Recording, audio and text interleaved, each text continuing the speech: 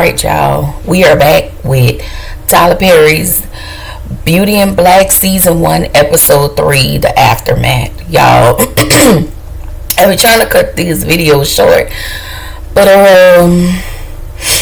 it just be a lot of information, so I hope y'all enjoy this. Okay, listen.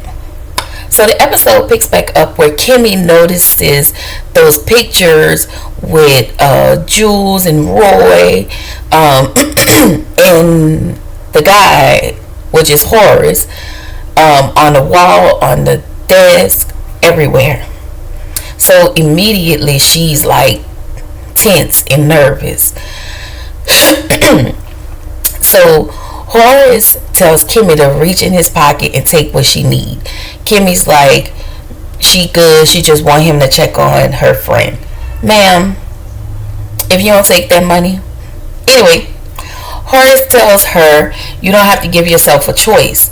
He then says take the money and he will contact her friend. He will go see her friend and then contact her.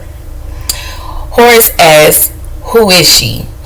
He then says, more than a friend. Kimmy responds and says, she's like my sister. She went on to say that she rescued her when she had her back when nobody else did, when she was at her lowest. That was when her mom threw her out of the house and she didn't have nowhere to go, and she met Rain that night. So he tells Kimmy that she's different. And Kimmy was like, well, how do you know? He says that you have care in your heart, and y'all, we do, but everybody just dogs Kimmy out, and I don't like it. She doesn't have a backbone. She just kind of goes with the flow. And again, I don't like it, but it is what it is. Tyler, fix that. So, he asked her, did she have any questions? And Kimmy goes on to respond and say she's learned by saying, a long time ago she learned too many questions, not to ask too many questions. So she said no. She genuinely didn't want to know. Because I think once she saw them pictures, that was all she wrote. I think in her mind, she saw what she needed to see, and in her mind, she picked up whatever she needed to pick up. Anyway, Horace says, I'm sure you heard of Mallerie's Beauty in Black. She says yes. He introduces himself as Horace Hart Mallerie. Y'all thought it was Bel Air, but it's actually Mallerie. So Horace goes on to tell Kimmy the business was ran by himself and his brother. His brother was the chemist, and he went to Wharton for business school. Horace did. So Horace asks Kimmy if she uses his products. Kimmy says yes, since she was a little girl. Horace tells her to stop using it, and then he proceeds to tell her that the relaxer is telling her that the lie in the relaxer is killing the women. It is actually giving them cancer. He says he guesses that's why they call it karma, because now we find out that Horace has prostate cancer, and he says what goes around comes around, and I agree. And I'm just trying to figure out, yes, Horace is nice in the moment, but it seemed like he was a whole when we talk about it later in that board meeting, that was all she wrote. And the way his sons feel, the Menendez brothers feel about him, baby, that was all. Anyway, he seemed nice, but baby, he seemed like he was a whole mess. Anyway, he also tells her that his family doesn't know, and thank you for tonight.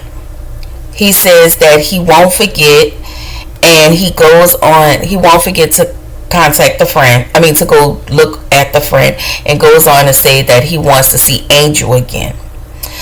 Horace also tells Kimmy that Angel is a thief. He stole his watch, and that Kimmy needs to go back and get that watch because that watch has some sentimental value to it. What value, we don't know, but I'm gonna assume, hopefully, that we'll see what's the value in that watch. So he asked Kimmy to write Rain's name down, and he will go visit her the following day.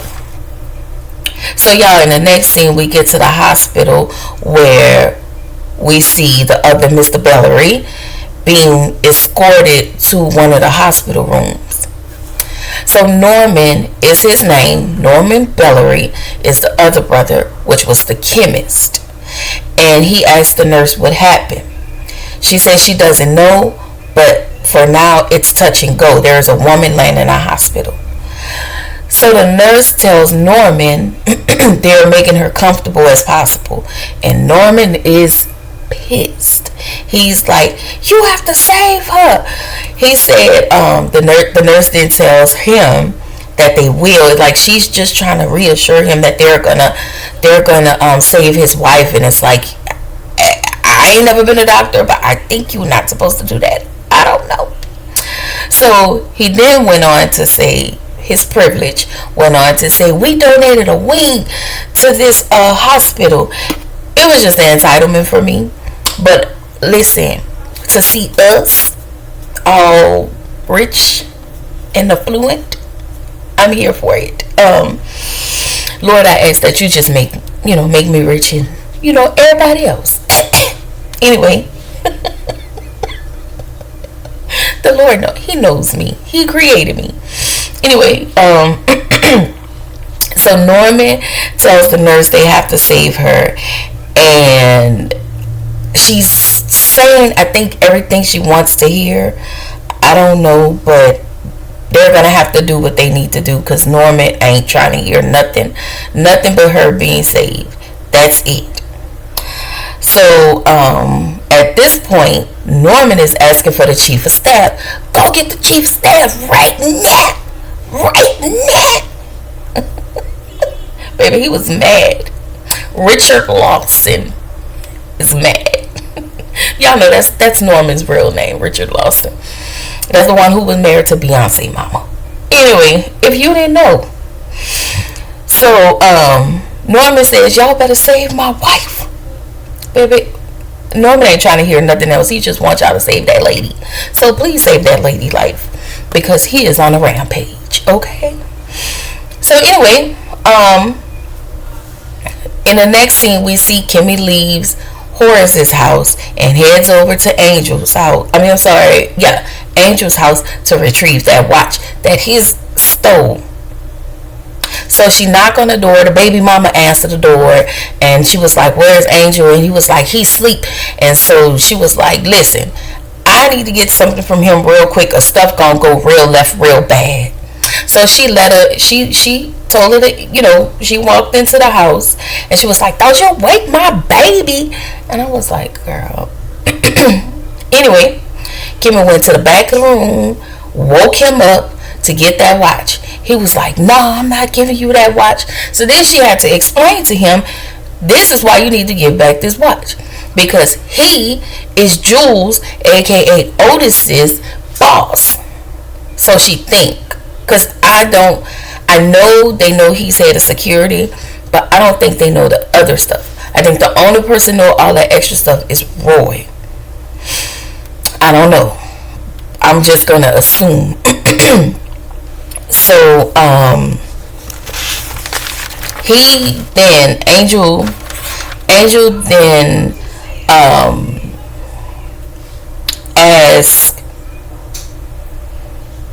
Angel then asked the baby mama, or whatever she is, to go get that watch. And she was like, no, I don't want to get it. Da, da, da, da, da. And I'm just like, girl, if you don't give him that watch. So he was like, get the watch. And so she gave it to him. She had an attitude. Ma'am, it's stolen. It's stolen. Anyway, we get to the next scene where Jules, aka Otis, coming to the hospital because we know Norman called him.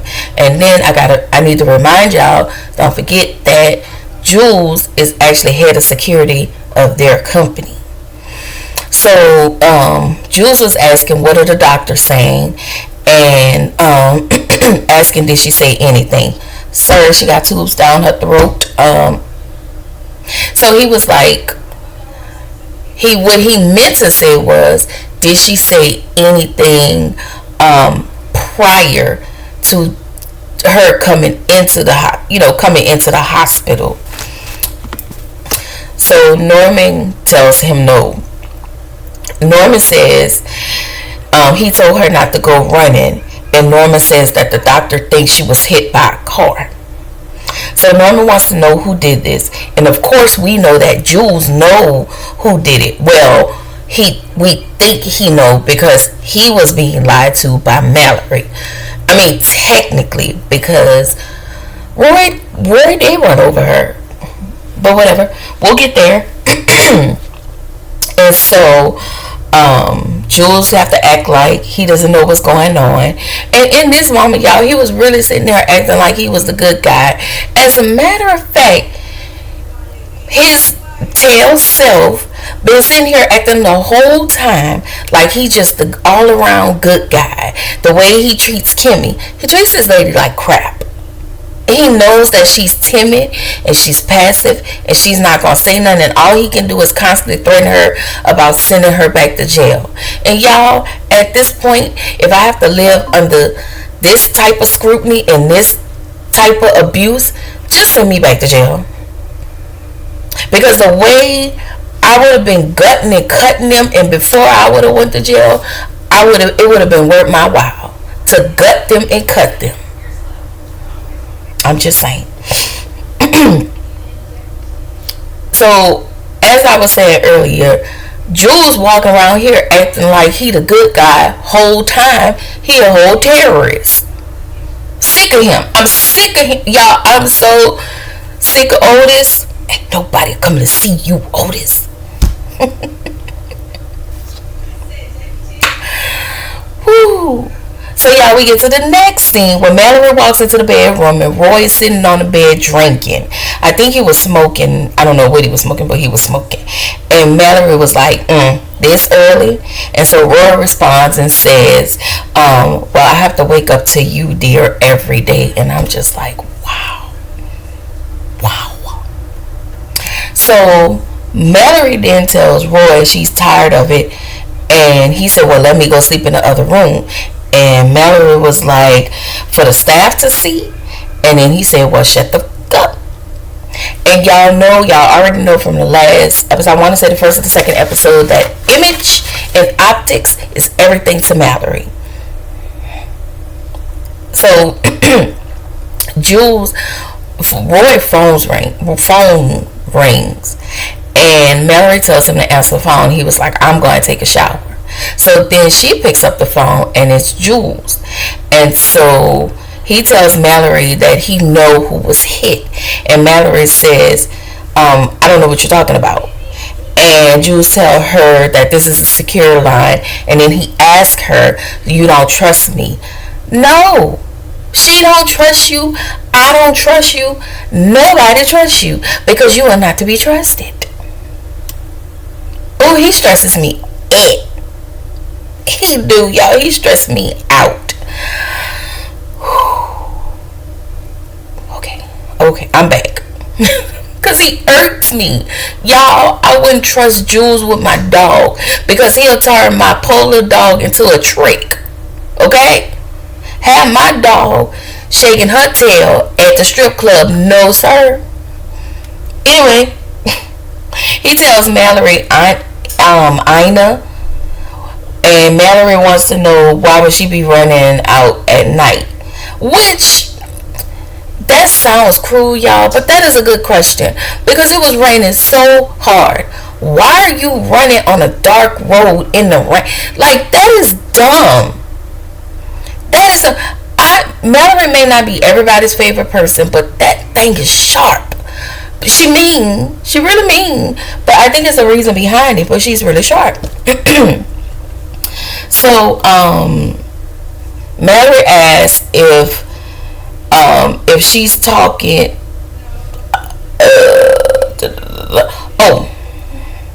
Mallerie asks, was Ina talking? And Jules tells her that Anna was in a medically induced coma. And so Mallerie says she's up in the age, she won't make it. I said, girl, why are you so evil? Y'all, we gotta get this backstory behind Mallerie. Like, what drives her? What drove her to that point? Was it the family? Like, did she have to come in having thick skin? Because I know she said she knew this family for a long time. So hopefully, whenever this show come back on, we'll have a real backstory. And I really hope that there's a season 2, but it needs to make sense. So Mallerie at this point still trying to figure out that woman he was with.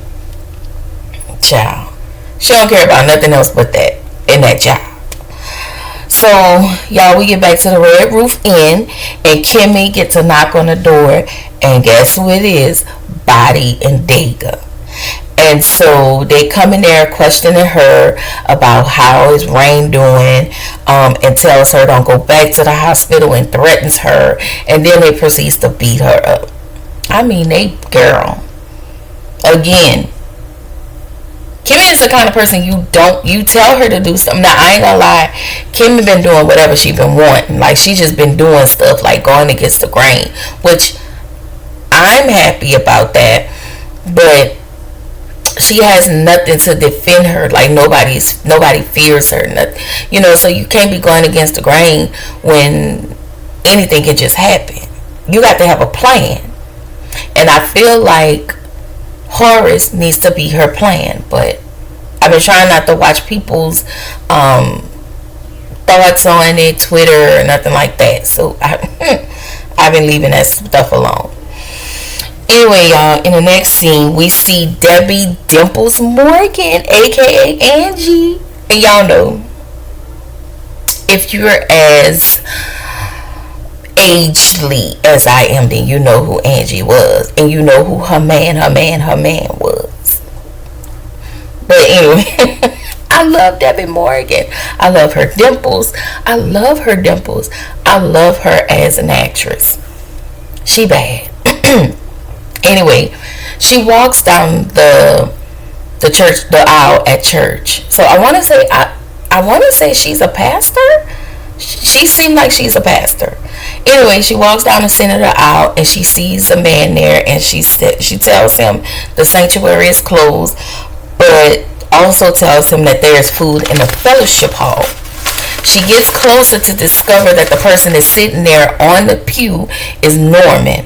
She asks if he's okay. He says it's Anya. She said, what about her? She was really concerned. He says she's all he has left in this world. And I really need to know what that means. I think I know what that means, but I need a backstory on that. So then she asks what's wrong with her, and he immediately asks her, did one of your boys do this? She said, do what? At this point, she doesn't know what's going on either. She's confused. So he says, don't lie to me, Olivia. Okay, so Debbie Morgan's name is Olivia. I won't call her Debbie. We're going to call her Olivia. So she asks again, what are you talking about?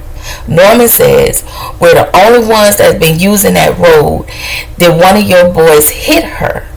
And again, just a reminder that private road is for family only. That road, that's where the entire family live. They all have houses on that road. So Norman says that they drink, they party, and they drive down that road 100 miles an hour. So Olivia says, you're scaring me. How and tell me what you're talking about, because she don't know. Norman says somebody ran over her and now she's in a hospital. Olivia is sad to hear about Anya's incident and offers up an apology. Norman says, so tell me. She says, what makes you think it was one of them? Norman says they found Anya's body in a tow yard in Indiana.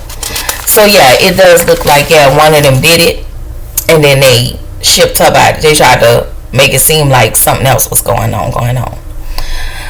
So Olivia asked, how would she have gotten there from the private road? She said, I'm confused. So Norman says if his brother is covering this up, he will destroy this family. And Olivia begged, and he leave, and Olivia grabs him, and he just was like, she begs him, Norman, please. And he just leaves the church. Child, when I tell you, Norman is in tunnel vision. His anger is tunnel vision at this point, y'all. It is insane. So Olivia immediately called Horace's house. The butler answers the phone, and he was like, who is this? And she was like, you know who this is. Don't be trying to play that lady, because you know who that is. That was his wife. So he tells her that Horace is gone for the day and hung up in her face. So apparently she can't go. I don't know what happened, but it seems like there was some tension between her and Horace. It also seems like there's a lot of tension between him and that brother. And it's a lot. The family dynamics are like this, real bad. So we get to the hospital. Kimmy heads to the hospital because she was beaten up pretty badly, and she's sitting there waiting because of course they're not going to see her first. They're going to see everybody else who's in more pain. And so she's sitting in the waiting room. She immediately sneaks to the area where Rain is. She's still there. She goes to the desk, the front desk, wherever Rain is, and asks for her, where she's located. So there are two girls that are laughing, and so the other nurse who was behind the counter was just looking at them, but she tells her where Rain was located. So Kimmy gets to Rain. Rain lets her know that she hasn't seen the doctor, that they told her that her lungs, that she's not doing good. She hasn't been seen by anybody, and they put her in this dark room, and it's almost like they were trying to set it up so she can pass. And it feels orchestrated. It feels like all of it. It's just weird to me, because it feels like Jules has his hand in this too, because he's so adamant about Kimmy not going to that hospital. That's insane to me. Anyway, Olivia heads over to one of the homes, and we find out that is the second brother home. His name is Charles. And she sees him. She gets out the car, and his window is glass window, no curtains, so you can see. You can see. So she sees him in the middle of a smash session. And baby, when I tell you he was clapping them cheeks with no hands, it was like pow, pow. Sorry. So she walks in his house, because we know that she can get anywhere she wants. She walks in the door, heads straight to his room, and tells him to stop. But y'all, he was still pop, pop, pop. So she popped him in the head, and that's the only way he stopped. So everybody ain't got no clothes on. The dude sitting on the bed, he's standing there talking about, Mom, what you doing here? I was like, wow, that's a lot. Anyway, Olivia tells the other dude to get your nasty black tail self out of here. So he's still sitting there. So he asks his mom, what is she doing here? Olivia then picks up some pans and grab a wallet out of there and reads the dude full name and address. And she tells her son, now do you want to tell him who has his address and his info? When she said that, I was like, y'all, this lady is insane. Baby, these people are crazy. It feels like the have and the have-nots, just our version of the have and have-nots. I don't know. Anyway, what's his name? Olivia's son, Charles, tells his friend to leave, and his friend left. So Olivia tells him, me and your father did everything for you and your brother. And apparently they were extremely spoiled.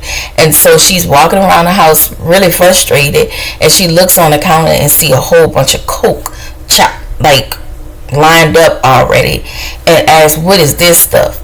She was fussing and cussing. She was doing it all. If you was like, wait, man, but you're a pastor. But whatever, your frustration is your frustration, sis. Have it. So Olivia asked her son if he drove down that private road last night. Her son says no, that the dude drove down that private road. So he must have just came over, and the son may have been home. So Olivia heads over to the garage to check the cars for damage, and she checked. It was 4 cars in there. She checked each car, front, end, side, just to see if there were any damage, just in case, because she probably thought he was lying. Just to see CYA. And so she tells him to get dressed. He has to be at the board meeting in an hour. His response is he don't care about that company. She reminds him that that company is the reason you are affording that house that her and Horus purchased for him. She tells him to get dressed and head over there. Y'all, baby, when I tell you the Menendez brothers is spoiled rotten, I mean, the other one don't work, because his wife do all the work. And they both on that stuff. They take any and everything. They snort it, they swallow it, they do it all. Anyway, we're back at the hospital where Kimmy goes to see Rain. And again, Rain tells her that she's in pain. Rain says, I should have listened. She said that the people are coming in there just to see her butt, and they're laughing, which is extremely unprofessional, but there is nothing we can do about it. And so in the next scene, we get to Roy's office, and he's talking to Charles. And again, those two are the Menendez brothers, because ain't no way. And it just and from the conversation that they had, they hate their daddy. I'm telling y'all, this man was a piece of work, and now he dying. And that's usually how it go. You want to go to the end of your life until you get old and decrepit. You want everybody to feel sorry for you, and you was a whole terrorist, a whole mess of a person as your in your earlier years. And now you're looking for a friend, and now you're looking for a nice person to come and just smooth out some stuff for you. Anyway, so Olivia asked Mallerie if Roy and Norman drove down that private road, and Mallerie acts vague. Olivia tells her Norman's useless wife was ran over. I was like, oh my God. So you don't like his wife? So, yo, these people so mean. I was just like, Tyler, everybody's mean as AF. Everybody's mean AF. So Mallerie fake self asks if she's okay. Are you okay, girl? Because you don't even mean that. So Olivia says Norman is furious, but she doesn't know. She says that she doesn't know. And we find in this moment that Norman ain't wrapped too tight either. Like, he'll just beat you with a bag of nickels or something. I don't know. Sorry, y'all. So Olivia tells Mallerie she left this company because she hates the stuff that happens. And okay, this is the part where she added that Norman is very violent, and he will put this whole doggone family down if he feels betrayed. And there's the, like, what did Norman and Horace go through as kids for them to be this person? They went into business together, but some stuff had happened. I want to say some stuff may have happened in their childhood. I want to say some type of abuse. Because Norman seems nice on the outside, just like Horace, but they both are horrible people to the core. We don't know how horrible Norman is. We haven't even seen how horrible Horace is. We just seen the seen the tip of the iceberg in the board meeting. So we get back to the Menendez brothers, and so Charles tells Roy that his mama asked him if he drove down that private road. So now Roy is privy, his mom know what's going on, so they come into Mallory's office, and so he sees his mom and he says, "Mother, girl, what? Listen, why do rich people always refer to their mom as mother? Girl, the way I used to call my mama named Rosemary, the way I used to be like, call Rosemary, mama, ma. I mean, we weren't rich though, but whatever." So Roy, he couldn't even look at his mom. His mom wouldn't look at him. They was just talking like this. Like, this is their face, but their backs are like this. Like, they really, it's a whole strain in that relationship too. And so she leaves, and so Mallerie asks Charles to leave. And so Roy asks Mel what did his mama want. She tells him that Ina, I keep forgetting her name, was ran over, and she also told him that Jules told him this morning. And so she was like, well, why didn't you tell me? Mallerie said she don't have to tell him anything, and then proceeded to say Anya was old. And Mallerie she's very dismissive. In her mind, she thinks Anya is gonna pass away. So Roy says to Mallerie that she is a dark cloud. And I was just like, sir, you have some nerve, because you and your family is the darker cloud. Anyway, Mallerie tells him, I'm going to find out, once again, I'm going to find out that woman you was sleeping with. Roy says, which one? And he tells her she's paranoid. Mallerie says, call my wife. When Mallerie says that, his phone rings.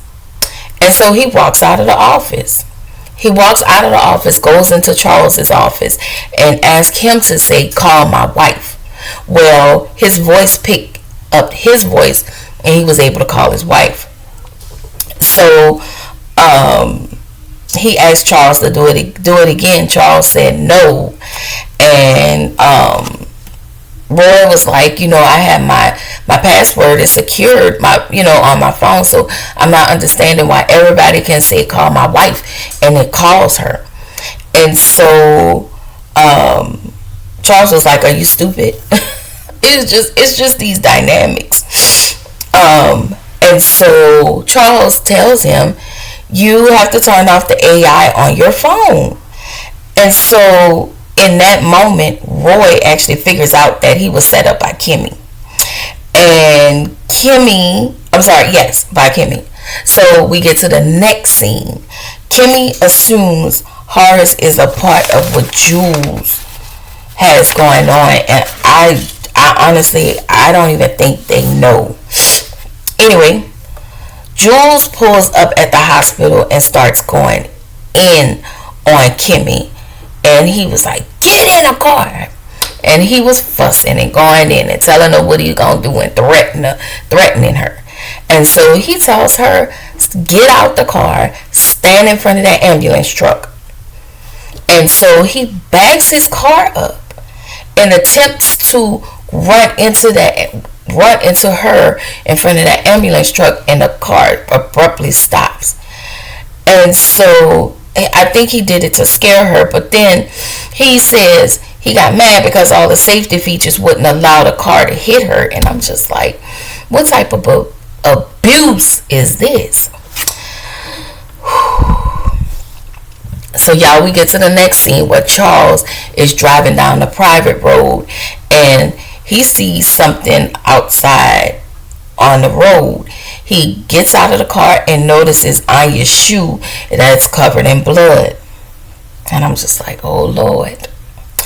So Roy, then we get into the next scene where Roy goes into Jules' office, because I want to say his office is at that company too. So Roy tells Jules to have Kimmy to come over so he can make her suffer for him calling that wife. And so, of course, Roy allows it. And it's like, this girl never had anybody to protect her, none of her life. And I think the only person who was willing to protect her is Horus. That's it. So we get to the board meeting, and Horus asks Charles, what is he doing? Because he looked at him as he's on the phone texting. So Charles was like, I'm taking notes. And so Horus was like, give me the phone. Mallerie then asked the rest of the board members to leave. And so Horus read his text out loud. And they were private messages.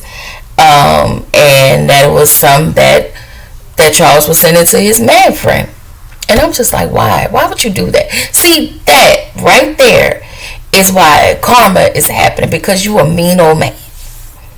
Anyway, we have attorney Varney. And y'all know that is the man who be on the Tyler Perry plays. He played the pastor in one of them. He played the cheating husband in another. He played the cheating doctor in another doctor. And yeah, it was him. Anyway, attorney Varney tells them that 43 women have now come forward to file that class action lawsuit against their company. Olivia is saying for them to settle, and Horus tells her it's a reason why you're not a part of this family. Olivia says she still have her shares, and Horus tells her to sell them. And at this point, if they're being sued by 43 plus women that is having cancer due to their negligence in their lie, that lie from that relaxer, of course, the shares aren't going to be worth a doggone thing. Anyway, the attorney instructs them not to settle because their insurance will only cover $100 million, and the women are asking for $1.5 billion. And I'm like, wow. So Mallerie says that will bankrupt the company. Horus asks, how did this happen? Nobody answers. He is a temper. So then in comes Norman, and Horus was like, well, we glad to see you here. So at this point, I don't even think Horus knows what's going on with Anya. But he comes in there bucking. He was like, which one of them ran over my wife? Again, everybody's still on mute at this point. And this is where the episode ends. Y'all, everybody is talking about this show, but everybody's saying it's not good. I'm sorry. I like it. I just can't sit and watch this for hours because it's so dark. That's all. Like, it's just so dark for me. But it is good. It's really, really good. And I'm going to say this really quick. Everybody wanted Tyler Perry to get out of that Medea era. He's gotten out of the Medea era. Now he's in a dark era. I mean, and now it's like nobody's happy. Anyway, y'all, I will come back sometime by the end of the week with the next episode. Y'all make sure y'all like, comment, and subscribe. And I will hit y'all later. Bye.